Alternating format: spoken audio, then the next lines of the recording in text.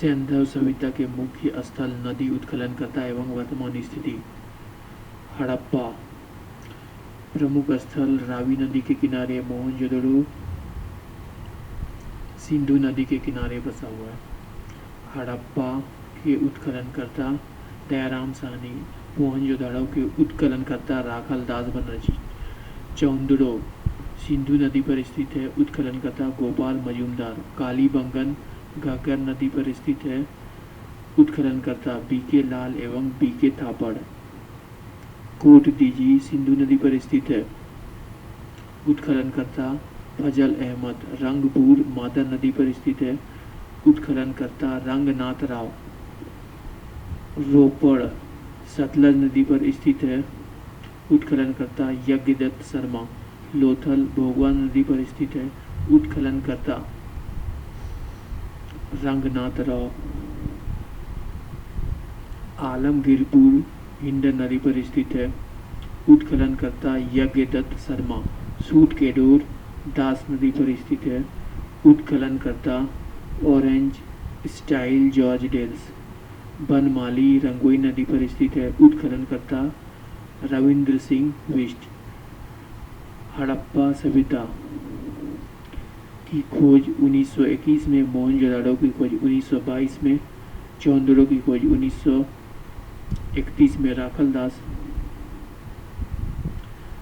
कालीबंगन की खोज 1953 में, कोट दीजी की खोज 1953 में।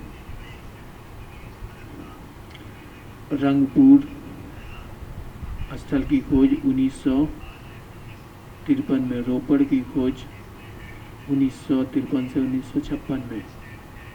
सबसे इम्पोर्टेंट, हड़प्पा नदी की स्थिति वर्तमान में पाकिस्तान का मोंटमरी जिला। मोहनजोदड़ो की स्थिति पाकिस्तान के सिंध प्रांत का लारकाना जिला। चौंदड़ो की स्थिति सिंध प्रांत जो कि पाकिस्तान में है। कालीबंगन की स्थिति राजस्थान का हनुमानगढ़ यानी इंडिया में। कोट दीजी सिंध प्रांत का खैरपुर स्थान।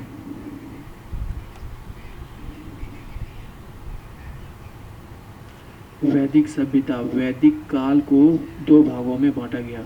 ऋग्वैदिक काल 1500 से 1000 ईसा पूर्व और उत्तर वैदिक काल 1000 ईसा पूर्व से 600 ईसा पूर्व में हुआ किया गया है। आर्य सर्वप्रथम पंजाब एवं अफगानिस्तान में बसे। मैक्स मुलर ने आर्यों का मूल निवास मध्य एशिया को माना है। आर्यों द्वारा निर्मित सभ्यता वैदिक सभ्यता कहलाई। आर्यों द्वारा विकसित सभ्यता ग्रामीण सभ्यता थी। आर्यों की भाषा संस्कृत थी, यानी वे संस्कृत में बातचीत करते थे। आर्यों के प्रशासनिक इकाई आरोही क्रम में इन 5 भागों में बटा था।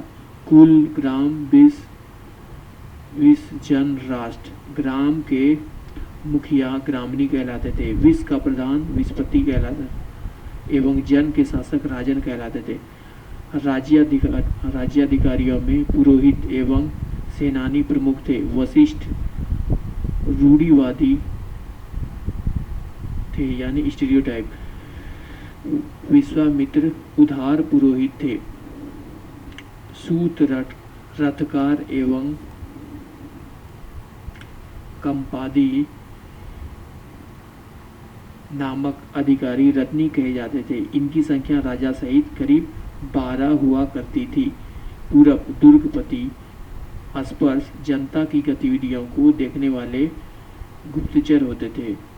वज्रपति भूमि का अधिकारी होता था, उग्र अधिकारियों को पकड़ने का कार्य करता था। ऋग्वेद में किसी भी तरह के न्यायाधिकारी का उल्लेख नहीं है, यानी चीफ जस्टिस का उल्लेख नहीं है।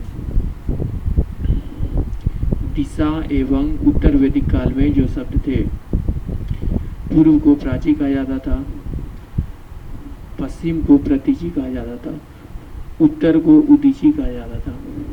पूर्व में राजा को सम्राट कहा जाता था, पश्चिम में स्वराष्ट्र कहा जाता था, उत्तर में विराट कहा जाता था, मध्य में राजा एवं दक्षिण में भोज कहा जाता था।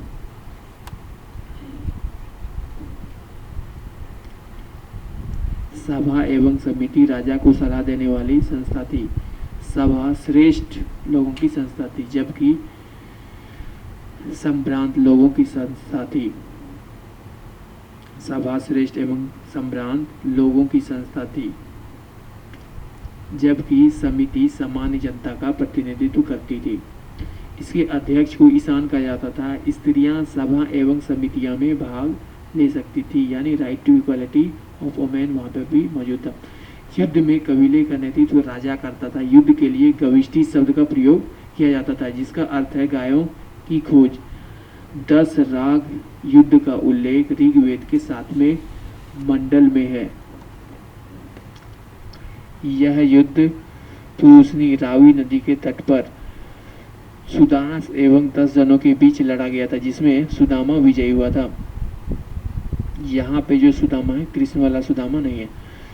ऋग्वेदिक समाज 4 वर्णों में विभक्त था। ये वर्ण थे ब्राह्मण, क्षत्रिय, वैश्य और शूद्र। यह विभाजन व्यवसाय पर आधारित था।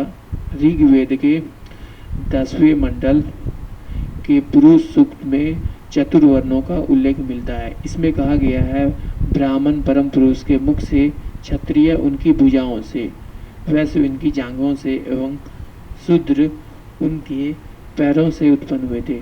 आर्यों का समाज पितृ प्रधान था। समाज की सबसे छोटी इकाई परिवार या कुल थी, जिसका मुखिया पिता होता था, जिसे कुलाप कहा जाता था, यानी मुखिया को कुलाप कहा जाता था। स्त्रियां इस काल में अपने पति के साथ यज्ञ कार्य में भाग ले सकती थी। किस काल में? तो वैदिक काल में। बाल विवाह एवं पर्दा प्रथा का प्रचलन नहीं था। विधवा अपने मृतक पति के छोटे भाई यानी देवर से विवाह कर सकती थी। स्त्रियां शिक्षा ग्रहण करती थी। ऋग्वेद में लोपामुद्रा, घोषा सिकता, अपला एवं विश्वास जैसे विदुषी स्त्रियों का वर्णन है। गार्गी ने याज्ञवल्क्य को वाद विवाद की चुनौती दी थी। जीवन भर अविवाहित रहने वाली महिलाओं को अमाजू कहा जाता था। जो जीवन भर शादी नहीं करते थे उनको अमाजू कहा जाता था। आर्यों का मुख्य पेय पदार्थ सोमरस था। यह वनस्पति से बनाया जाता था। आर्य मुख्यतः 3 प्रकार के वस्त्र का प्रयोग करते थे: वास, अधिवास और उष्णीय। अंदर में पहनने वाले कपड़े को निवी कहा जाता था। प्रमुख दर्शन एवं उनके प्रवर्तक। दर्शन एवं उनके प्रवर्तक। चार्वाक के प्रवर्तक का नाम चार्वाक ही है। योग के प्रवर्तक का नाम पतंजलि। सांख्य के प्रवर्तक का नाम कपिल एवं न्याय के प्रवर्तक का नाम गौतम। पूर्व मीमांसा के प्रवर्तक का नाम जैमिनी। उत्तर मीमांसा के प्रवर्तक का नाम बादरायण। विशेषिक के प्रवर्तक का नाम कनाद या उल्लूक। आर्यों के मनोरंजन के मुख्य साधन थे संगीत, रथ दौड़, घुड़दौड़ एवं ध्रुत क्रीड़ा। आर्यों का मुख्य व्यवसाय पशुपालन एवं कृषि था। गाय को अधन्या ना जाने वाले पशु की श्रेणी में रखा गया था। गाय की हत्या करने वाले या उसे घायल करने वालों के लिए वेदों में मृत्युदंड अथवा देश से निकाले जाने की व्यवस्था थी। आर्यों का प्रिय पशु घोड़ा एवं सर्वाधिक प्रिय देवता इंद्र थे, यानी बारिश के देवता। आर्यों द्वारा खोजी गई धातु लोहा थी, जिसे श्याम अयस्क कहा जाता था। तांबे को लोहित अयस्क कहा जाता था। व्यापार दूर दूर तक जाने वाले व्यक्ति को पनी कहते थे। लेन देन में वस्तु विनिमय प्रणाली प्रचलित थी। ऋण देकर ब्याज लेने वाले व्यक्ति को वेट नॉट या सूदखोर कहा गया है। मनुष्य एवं देवता के बीच मध्यस्थ की भूमि निभाने वाले देवता के रूप में अग्नि की पूजा की जाती थी,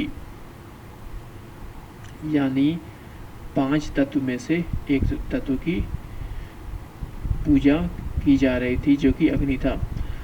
ऋग्वेद में उल्लिखित सभी नदियों में सरस्वती सबसे महत्वपूर्ण तथा पवित्र नदी मानी जाती थी।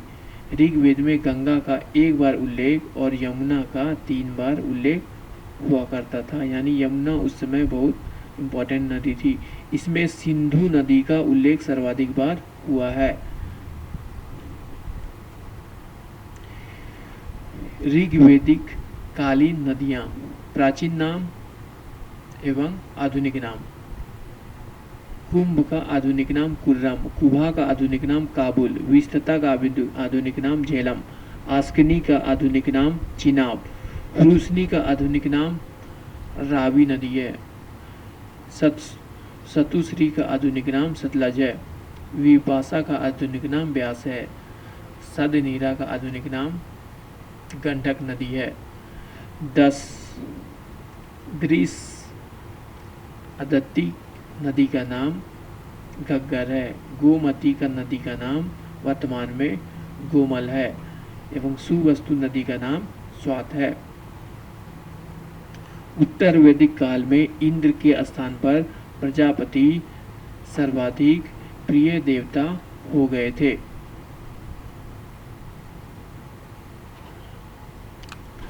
ऋग्वेदिक देवता एवं उनका संबंध क्या है? इंद्र देवता युद्ध का नेता एवं वर्षा का देवता था।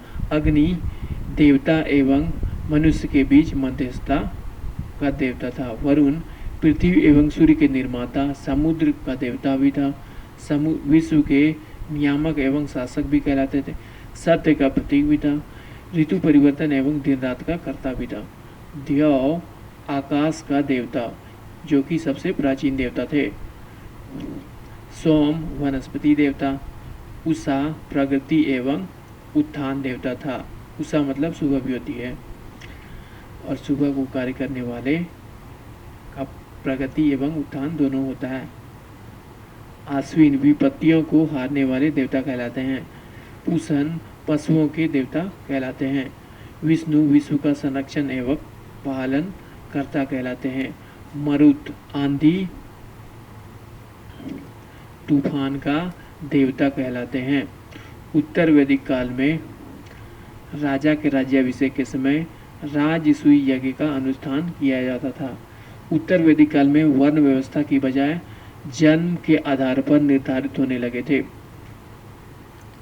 यानी पहले जो वर्ण व्यवसाय थी अब वो जन्म के स्थान पर निर्धारित होने लगी थी।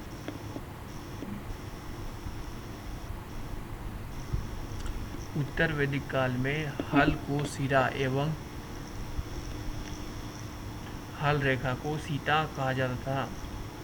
उत्तर वैदिक काल में निष्क एवं शतमान मुद्रा की इकाइयां थी,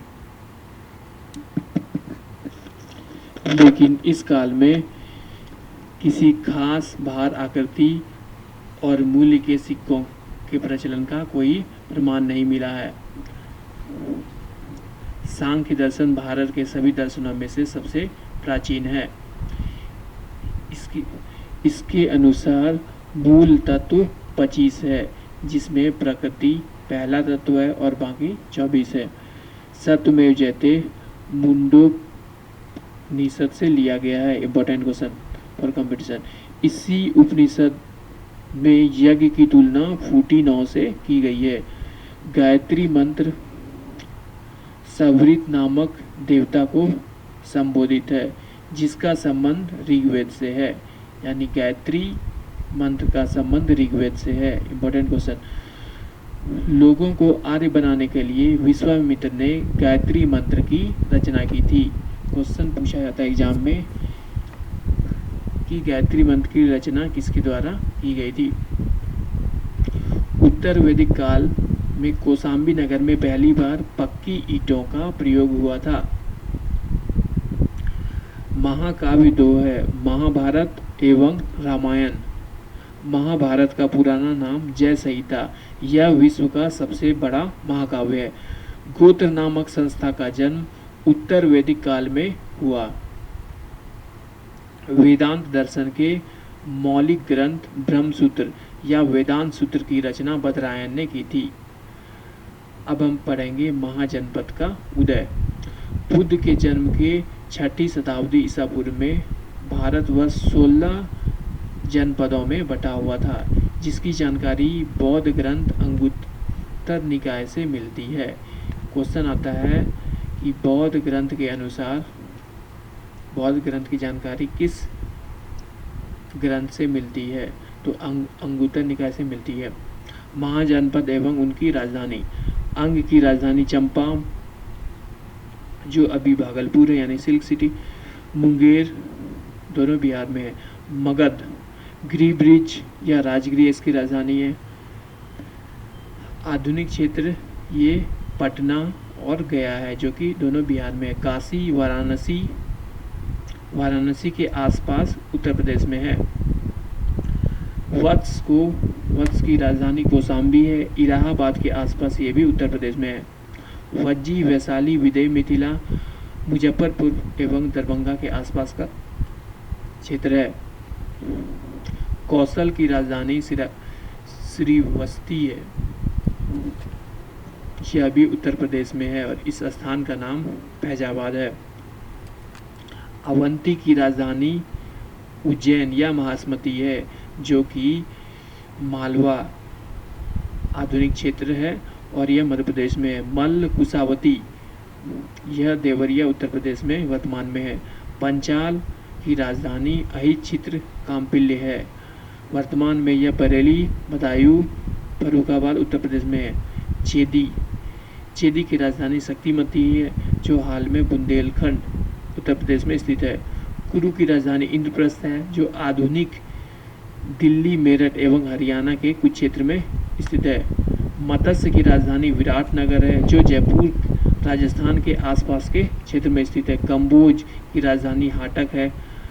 राजौरी एवं हजारा क्षेत्र उत्तर प्रदेश में वर्तमान में स्थित है। सूरसेन की राजधानी मथुरा है, जो कि अभी भी मथुरा कहलाती है, जो उत्तर प्रदेश में है। असमक की राजधानी पोटली या पोतन है, यह वर्तमान में गोदावरी नदी दक्षिण भारत का एक मात्र महाजनपद है, इसलिए यह इम्पोर्टेंट क्वेश्चन है। गांधार, जो 16वां महाजनपद है, उसकी राजधानी तक्षशिला है। तक्षशिला के राजा ने ही चंद्रगुप्त को अपने दरबार से धक्का मार के एक बार निकाला था। गांधार की राजधानी तक्षशिला, यह वर्तमान में रावलपिंडी एवं पेशावर, जो कि अभी पाकिस्तान में है। अब हम पढ़ेंगे जैन धर्म के बारे में। जैन धर्म के संस्थापक एवं प्रथम तीर्थंकर ऋषभदेव थे।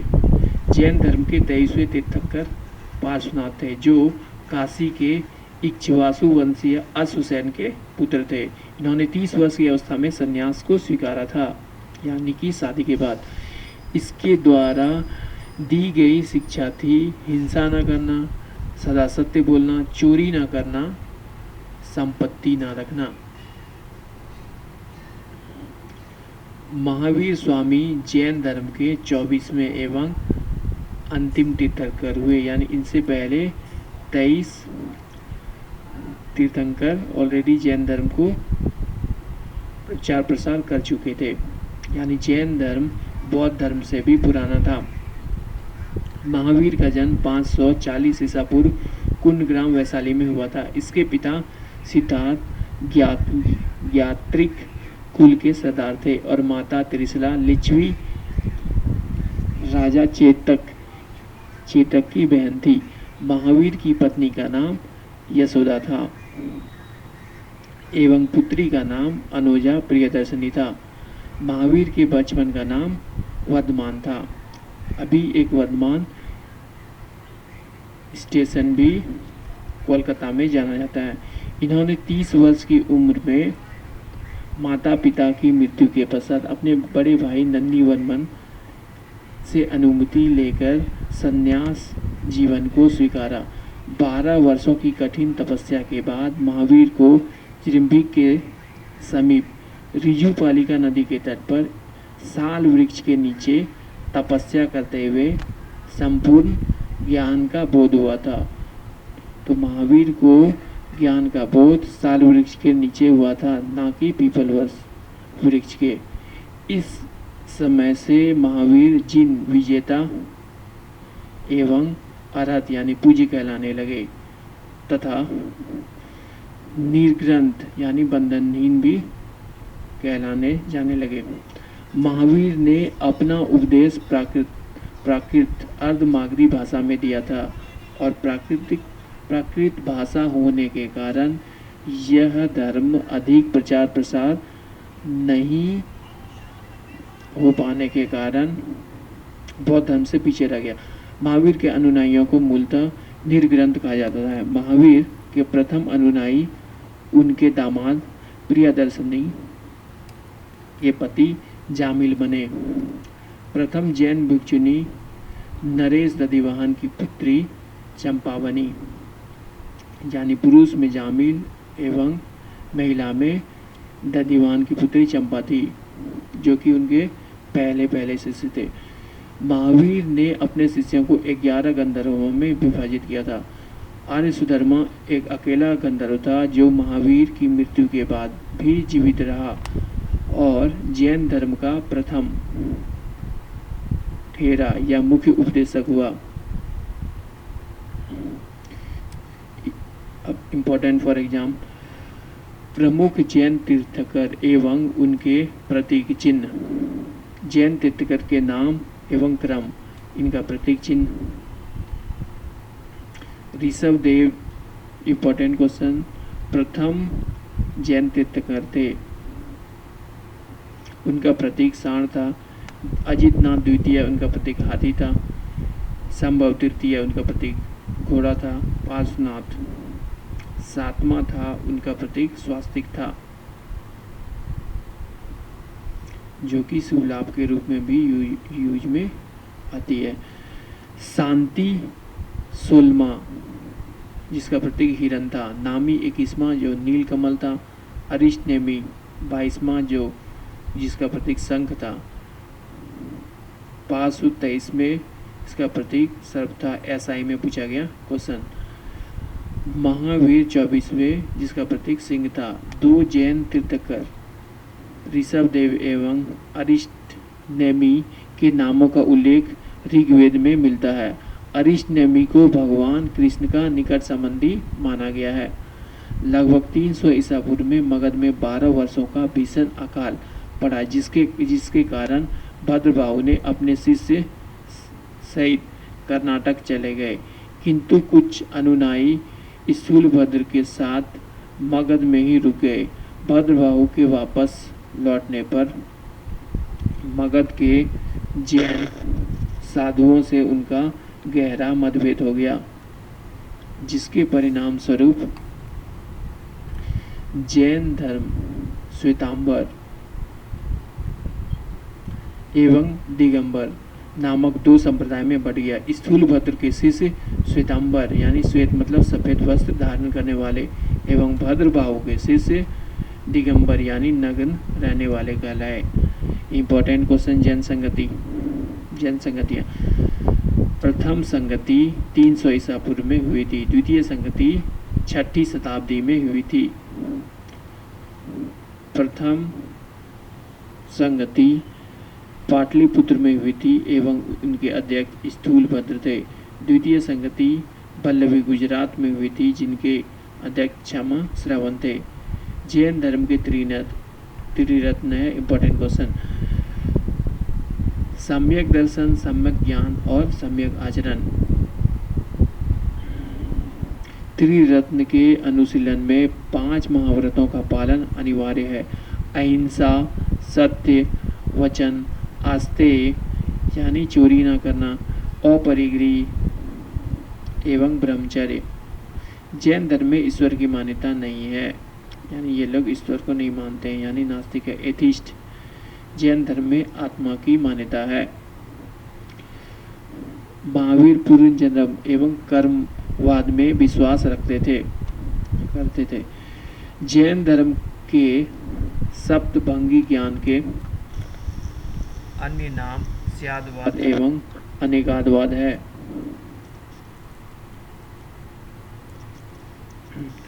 जैन धर्म मानने वाले कुछ राजा थे जो इम्पोर्टेंट क्वेश्चन, उदयीन वंद राजा चंद्रगुप्त मौर्य, कलिंग नरेश खारवेल, राष्ट्रकूट राजा,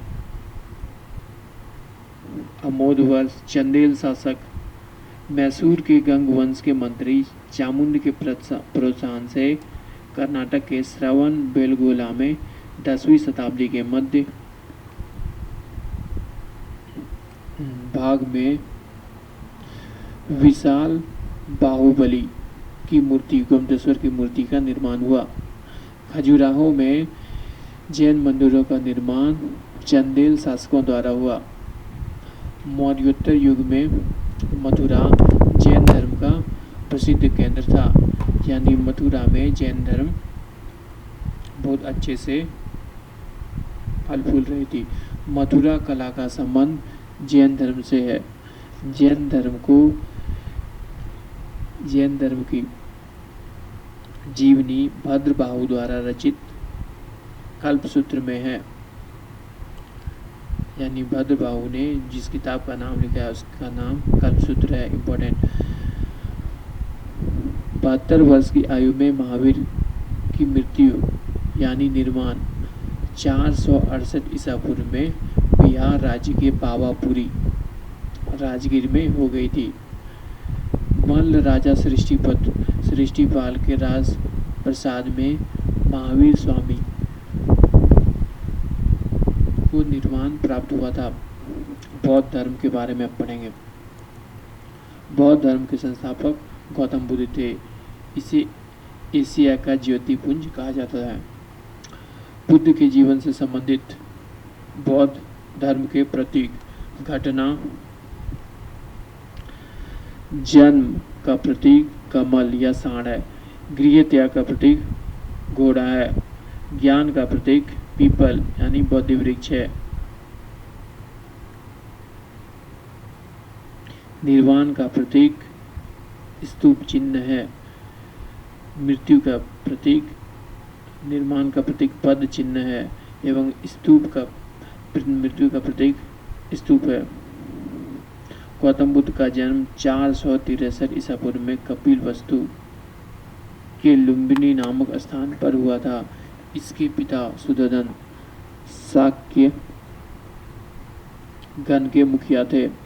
इनकी माता माया देवी की मृत्यु इसके जन्म के 7वें दिन हो गई एवं इनका लालन पालन इनकी सौतेली माँ प्रजापति गौतमी ने किया। इनका बचपन का नाम सिद्धार्थ था।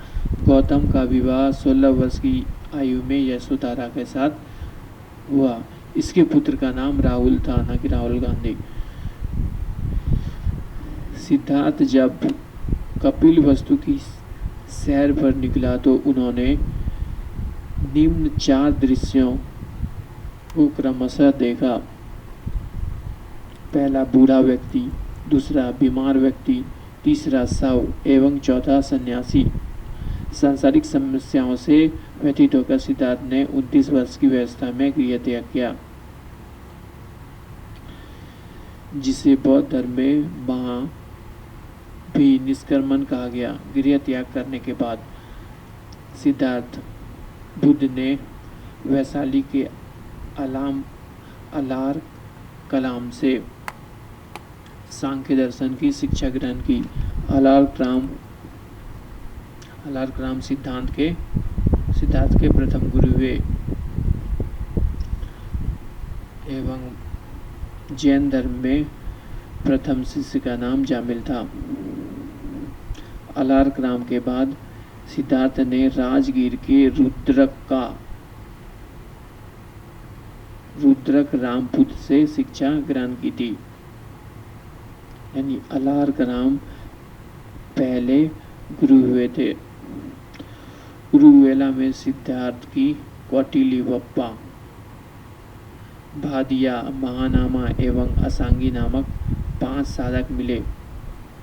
बिना जल ग्रहण किए 6 वर्ष की कठिन तपस्या के बाद 35 वर्ष की आयु में वैशाख की पूर्णिमा की रात निरंजना फल्गु नदी के किनारे पीपल वृक्ष के नीचे सिद्धार्थ को ज्ञान प्राप्त हुआ था और महावीर को ज्ञान प्राप्त साल वृक्ष के नीचे हुआ था। ज्ञान की प्राप्ति के बाद सिद्धार्थ बुद्ध के नाम से जाने लगे। वह स्थल बोध गया कहलाया।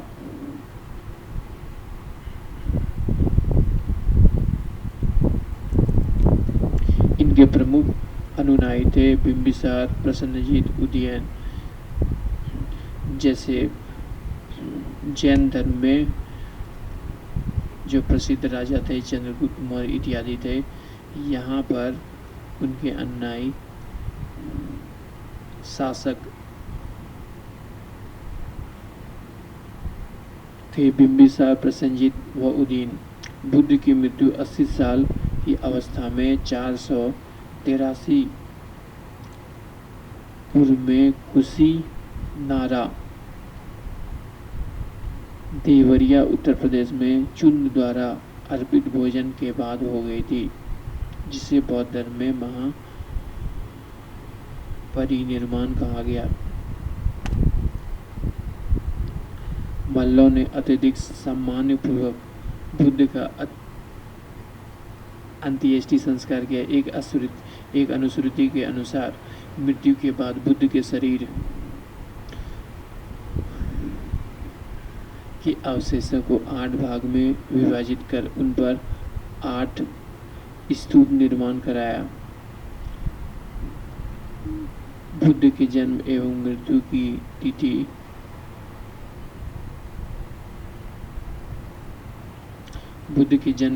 की तिथि चीनी परंपरा के कैंटोन अभिलेख के आधार पर निश्चित किया गया।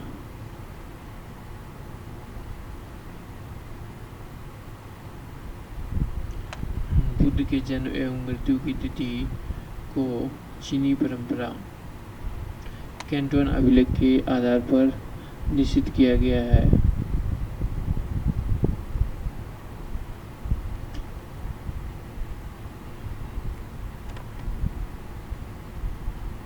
Everybody has to subscribe their channel. Thank you very much.